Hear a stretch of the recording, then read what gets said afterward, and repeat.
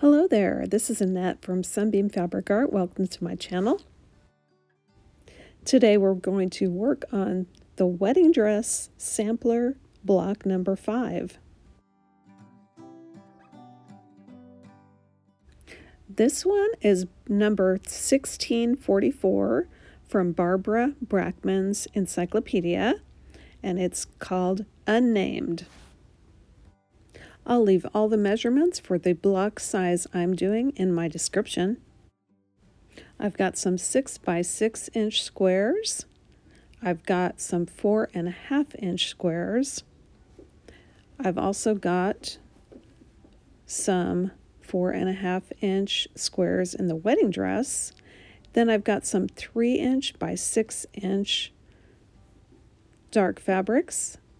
And I'm using 2 different ones on these corner blocks because I ran out of that floral print.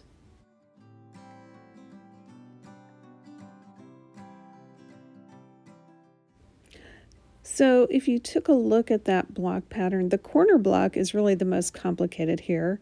What I've done on this wedding dress is I've pressed a little crease in the corner and then halfway around each side. And the way this block is put together, we take these rectangles and we stitch those on top of our 4.5 inch square. What I noticed on this block is that these seams for these corner blocks do not match up to anything.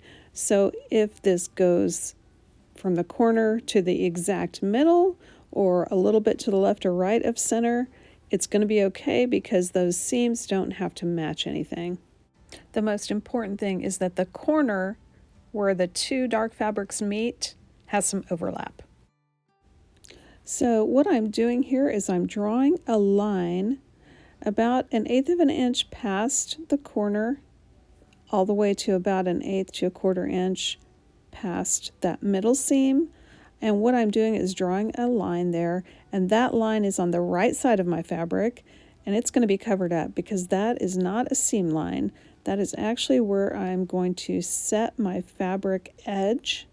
Then I will stitch a 1/4 inch seam, and that line will be covered up when I press the fabric open.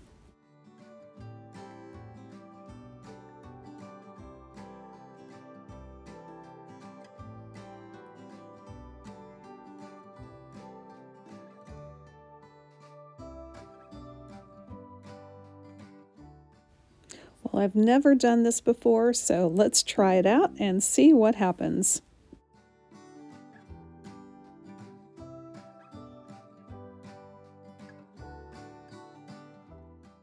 So I'm carefully lining up the edge of my rectangle piece with the line. Then I'm going to stitch my 1/4 inch seam. Then I will be pressing that side open.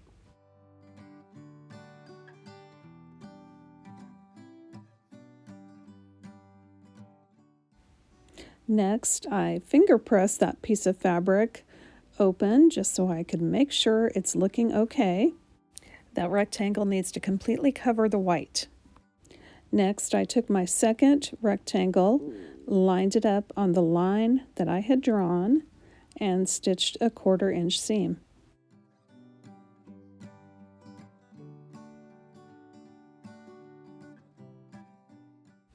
So this worked best for me when I drew my line from 1/8 of an inch from the corner of the block to approximately 1/8 of an inch past the middle of the block on the other side. So let's trim this block. I've got a diagonal line on my ruler and I want that pointing exactly at the corner of the block, the light colored corner, and then I'm going to point it on the other side at the corner where the points come together. I'm trimming my blocks to 4.5 inches. I need a 1/4 inch seam allowance. I want that white point to be showing when I sew this to another block.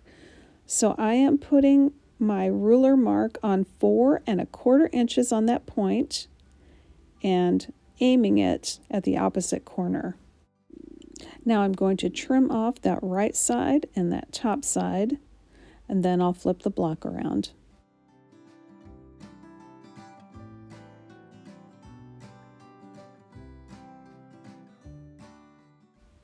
Now placing the ruler down, I simply have to line up the left and the bottom on 4.5 inches. And you can see on that top right-hand corner, I do have a seam allowance there, so my point will not get lost. I went through the rest of my 4.5 inch squares of a wedding dress fabric and drew my lines.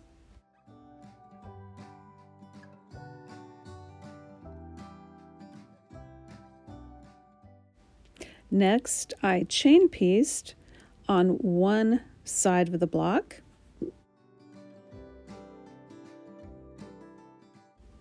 Once I pressed those seams open, I chain pieced the opposite side.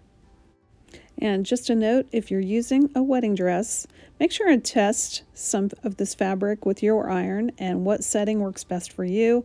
I used a silk setting, and then I also used a little piece of fabric over the top between the fabric and the iron.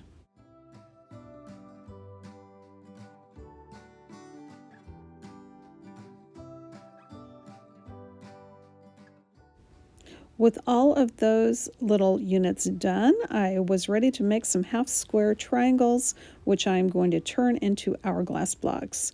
So I'm taking my wedding dress 6-inch square, and on the wrong side, this time we're drawing on the wrong side of the fabric, we're going to draw a diagonal line across the square from corner to corner.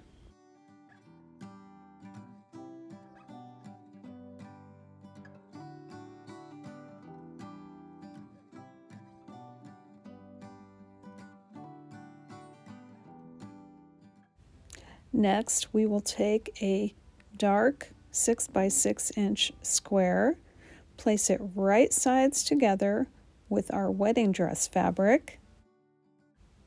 Then I am going to stitch a 1/4 inch seam on both sides of this diagonal line.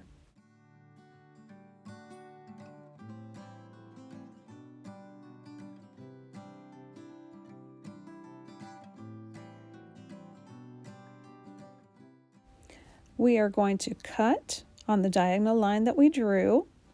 Then I'm going to press these units open, and I am going to make sure and press them all the same way towards the darker side.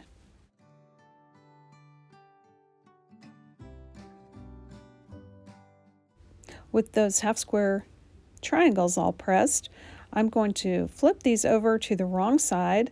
I'm going to draw a diagonal line from corner to corner. I'm going to line up my ruler with a horizontal line matching my seam. Then I will draw that diagonal line corner to corner. You only need to draw this line on half of your half square triangles. We're going to match up one unit with a line and one unit without a line.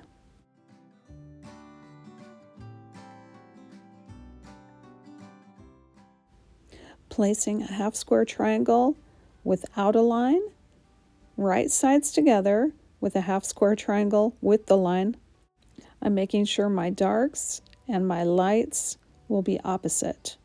I'm going to slide these two units together because I pressed to the dark side.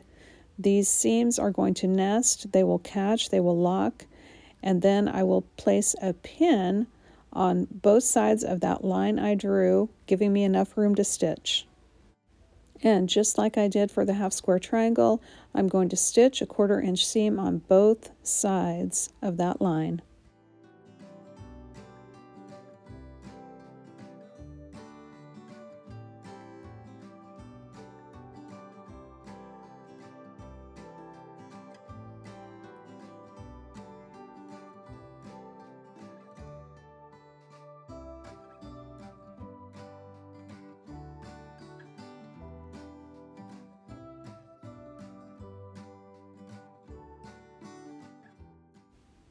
Once I have that done, I'm going to cut on the line I drew, then I will press these units flat.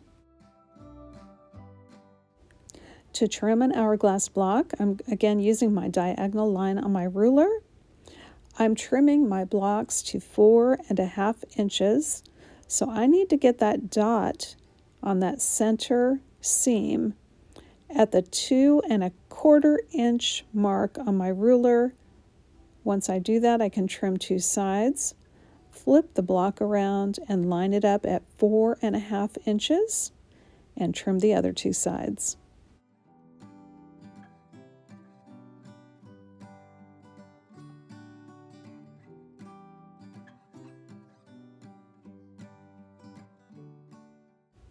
And here's one more look at trimming the block. I've got that diagonal line helping me to keep it straight. I'm putting my center dot on the 2.25 inch line on my ruler. Then I'm trimming to 4.5 inches.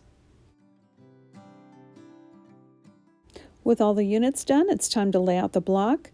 I've got my 2 gray 4.5 inch squares in the middle. Then I'm placing my hourglass blocks in a T shape with the light fabric touching the gray fabric in the middle.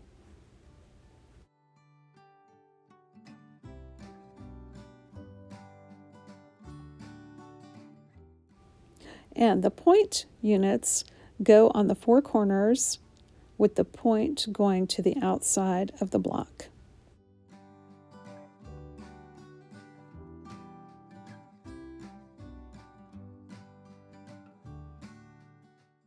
To finish this block, we're going to stitch each row together first, and then we will put the 3 rows together.